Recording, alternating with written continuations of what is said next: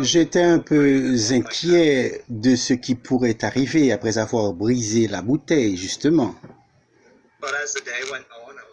Mais au fur et à mesure que la journée commençait à avancer, je faisais confiance au Seigneur et je priais bien à ce sujet.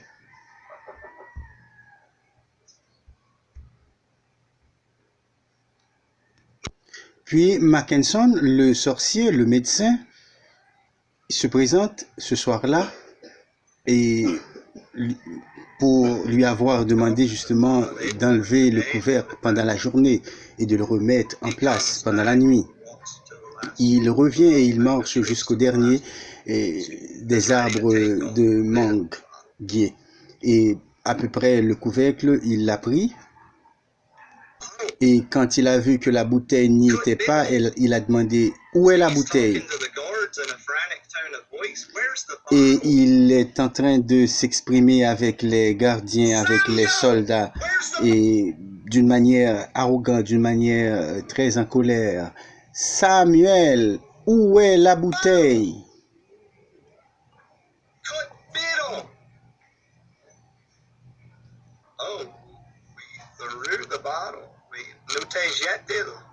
Nous avons jeté la bouteille. À noter que l'Américain a prononcé en créole. Il a dit « nous t'ai jeté ». Nous l'avons jeté. C'est-à-dire, il a répondu à Mackenson, qui était un des gangsters, qu'il a bien jeté la bouteille. Nous avons jeté la bouteille. Tu l'as jeté ou jeté? Oui, nous avons jeté la bouteille. Non, c'est pas vrai. Tu n'as pas jeté cette bouteille. Tu as jeté la bouteille. C'était comme si Satan devenait vivant, comme si les démons réagissaient juste. Les démons lui sortaient dans les yeux. Il y avait cette terrible bataille en cours. Oui, nous avons bien jeté la bouteille. Et il était venu pour une attaque. Si vous connaissiez les forces sataniques, comment elles réagissent, j'étais prêt à être battu, bien entendu. J'étais prêt à être abattu. Je me sentais en paix. J'avais envie d'être avec le Seigneur. J'étais prêt à mourir de n'importe quoi, de n'importe comment. Et il a dit Satan. Et j'ai dit Satan, je te réprimande au nom de Jésus-Christ. Ce n'était pas Mackenson qui était là, mes chers amis. Vous ne vous battez pas contre la chair et les sangs, comme dit la Bible, mais contre les principautés, les pouvoirs, contre les forces sataniques de ce monde. Donc, Mackenson était bien possédé. C'était comme il avait reçu un coup de brique sur la tête et il a reculé. Et il est revenu vers moi pour une autre attaque et je lui ai réprimandé au nom de Jésus-Christ. J'ai dit, Satan, je vous réprimande au nom de Jésus-Christ. Oui, nous avons prié, nous avons pleuré ce soir-là au Seigneur. Je n'ai pas beaucoup d'expérience dans le combat spirituel. Je ne savais pas quoi faire en réalité. Mais nous savions, bien entendu, ce qu'il faut faire. Dans ce cas, c'est de prier. Cela a duré pendant, je crois, 2 à 3 heures.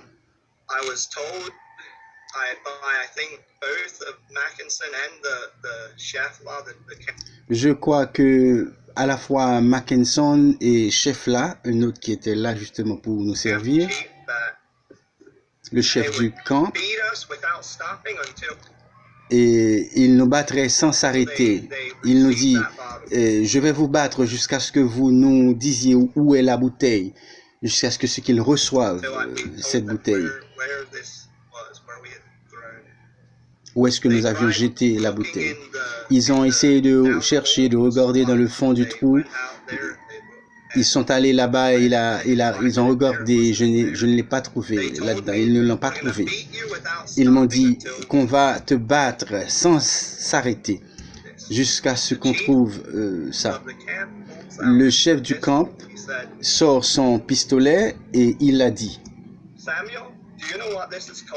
Samuel, tu sais ce que c'est que ça? Ça, c'est une arme. Et tu sais ce que peuvent faire les armes? J'ai dit, chef, Je n'ai pas peur de ton Dieu. Vas-y, tuez-moi. Je n'ai pas peur. Ah oui, ils étaient tous impuissants. Ils étaient tous impuissants. Dieu était de notre côté. Nous prions, nous étions avec Dieu. Nous, en criant au Seigneur que nous étions debout ensemble. Alors les dames ont fini par entrer dans la maison, mais elles priaient et criaient au Seigneur et nous pensions que cela allait sûrement être une épreuve pendant toute la nuit. Elles sont venues. Bon, en réalité, je croyais que j'allais perdre ma vie cette nuit-là, mais le Seigneur était fidèle avec moi. Et après un long moment, nous avons pu entrer dans la maison, mais après que nous soyons dans la maison, ils étaient venus encore nous demander de leur montrer où était cette maudite bouteille. Ils ont dit c'était en fait, l'équivalent de détruire une Bible, l'équivalent de brûler une Bible. Alors, pour vous, les Haïtiens qui nous écoutent, j'essaie de vous expliquer un peu. Il dit que Mackenson est venu lui dire au pasteur ou bien au missionnaire que briser la bouteille, c'est l'équivalent de détruire une Bible. Ok? De brûler une Bible, par exemple. Donc, il comparait la bouteille avec la Bible.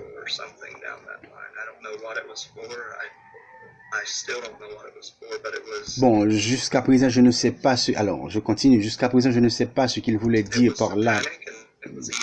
Si c'était quelque chose de satanique, et c'était mal, et nous pensions que nous en avions fait en tant que chrétiens, que nous avons bien fait de le détruire pour affronter ce mal. Oui, justement, ils ont cru que nous avions détruit leur protection ou quelque chose de ce genre, je pense.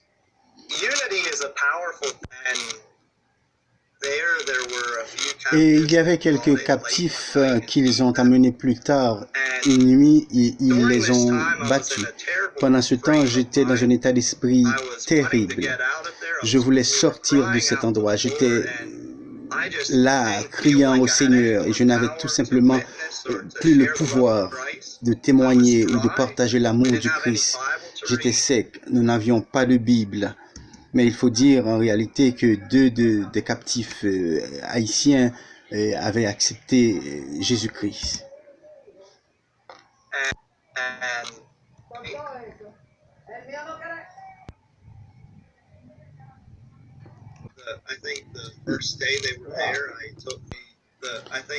Je pense que le premier jour, quand les deux captifs étaient là, je leur avais apporté de l'eau et j'ai dû ouvrir les sachets parce qu'ils étaient tous amarrés. Ils ne pouvaient pas ouvrir le sachet d'eau.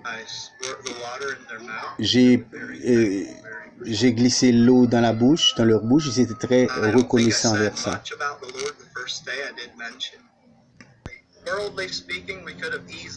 Je pense en réalité qu'on pouvait facilement et très facilement maîtriser nos gardes, ces soldats. Il y a des matins où nous nous sommes réveillés, il y avait plusieurs fois comme ça, le matin où nous nous sommes réveillés, nous sommes sortis, parce que certains d'entre nous commençaient à sortir. Ils nous avaient apporté des canapés pour nous asseoir pendant la journée. Les canapés étaient à l'extérieur. Et sur le canapé se trouvait un drap. Retenez-vous bien, mes chers Haïtiens qui écoutent, étrangers.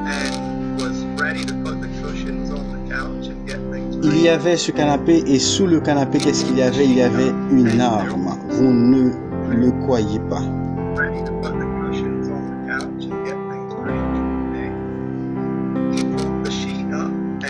Et un de nos frères a enlevé le drap et il a vu une arme à feu, une mitraillette. Et quelqu'un me l'a dit et je ne pouvais le croire. Ils étaient tellement ils n'étaient tellement pas des professionnels, ils étaient tellement des idiots qu'ils pouvaient mettre leur pistolet dans le dos de leur pantalon et nous aurions pu facilement saisir la prise des armes. Et d'ailleurs, pendant la journée, parfois, il n'y avait pas beaucoup de gardes pour nous maîtriser. Nous aurions pu les attacher, nous pourrions le faire savoir, mais le chemin de la croix, le chemin de Dieu nous a appelés à un niveau plus élevé. On a de préférence prêcher ces hommes. Ce n'est pas comme si nous n'avions pas eu la tentation de faire ce que nous avions pu pour lutter contre cela. Mais Dieu a dit, aimez vos ennemis. Il y a 4 formes uniques d'amour dans les Écritures. Il faut un pouvoir absolu pour aimer vos ennemis. Il faut un pouvoir qui est plus grand que vous pour aimer vos ennemis. Plus tard, j'ai demandé au Seigneur, pourquoi Seigneur tu m'as amené à Haïti? Et il m'a répondu, je t'ai amené à Haïti, c'est pour que tu sois bon, c'est pour que tu sois plus grand, c'est pour que tu sois plus fort, parce que j'ai pu réaliser à quelques moments. Et tu as été plutôt un peu lent dans mon travail. Et j'ai dit, Seigneur, si tu me sors d'ici, je veux proclamer ta fidélité. J'ai dit, Seigneur, je suis prêt à mourir si tu veux que je donne ma vie, si ceci peut apporter plus d'honneur, plus de gloire et à ton royaume, si plus d'âmes peuvent vous être gagnées à travers moi. Je suis prêt à donner ma vie pour toi, Seigneur. Et Sam, pouvez-vous nous dire s'il y a une histoire à partager de comment les 2 premiers otages étaient-ils partis, s'il vous plaît? Oui, Knight et Rachel ont été les 2 premiers otages qui ont été libérés. Naturellement, Matt a un handicap physique. Donc, il est sous la médecine tout le temps. Il prend des pilules pour qu'il se sente un peu mieux. Il prend une injection également. Il doit être réfrigéré tout le temps. Il prend une injection. C'est un médicament très rare. Je ne sais pas comment ça s'appelle, mais toutes les 2 semaines, il doit prendre cette injection.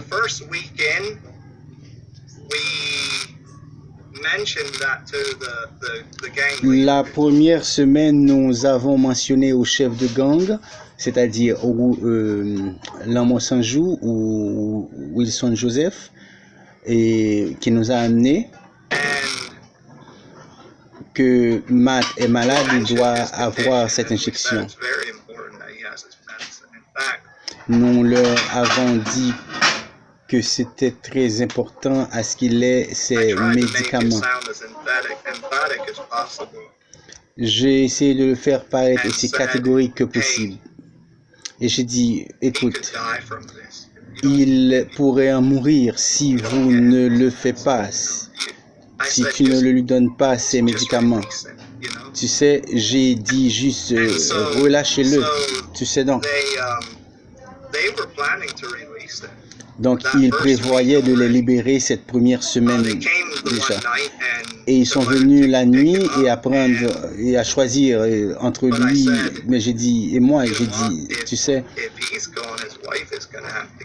et s'il s'en va, il faudra libérer également sa femme. Et le chef de gang a dit, quoi? Non, non, ce n'est pas possible.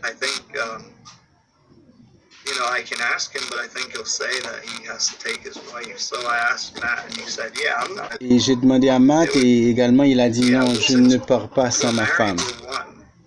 Oui, puisque nous sommes mariés, nous sommes un. Dieu nous a réunis. Je suis moi et elle est. Je suis elle, elle est moi. Donc partir sans elle serait imprudent. Donc le chef de gang était comme, et alors, ce n'est pas aussi grave. S'il n'est pas prêt pour partir, sa femme non plus ne partira pas. Et c'est dès lors que je regrette infiniment de l'avoir parlé un peu trop fort au chef de gang. parce que ça pouvait provoquer sa mort. Mais en réalité, je voulais être réel, je voulais être vrai. Je vous rappelle de porter votre attention sur ce qu'il va dire ici.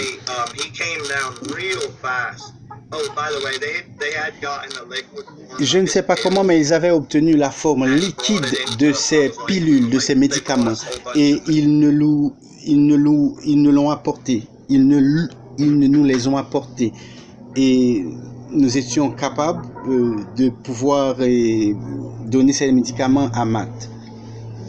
Mais on se demande comment des gangsters peuvent-ils avoir des médicaments américains aussi chers qu'ils nous apportaient tout un tas de médicaments. Nous étions vraiment étonnés. Comment des gangsters en Haïti ont-ils apporté ce médicament américain qui est difficile à trouver? Mais je ne sais pas quelle relation, quelle connexion ils ont. Je crois qu'ils ont des relations aux États-Unis. Je pense que vous avez bien entendu. Je pense qu'ils ont des relations aux États-Unis. Le fait de pouvoir trouver ces médicaments américains aussi chers est très difficile de trouver aussi rapide.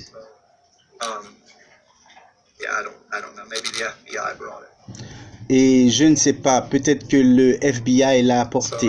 Donc, de toute façon, anyway.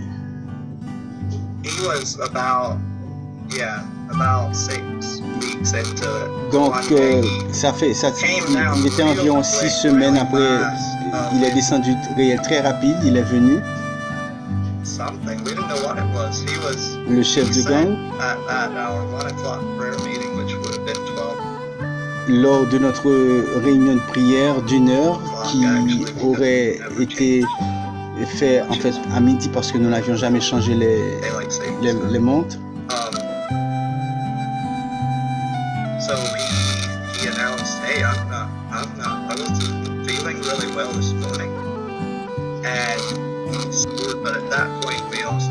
Nous avons également commencé à mettre beaucoup de pression sur lui, sur le chef de gang, pour libérer Matt, lui et sa femme.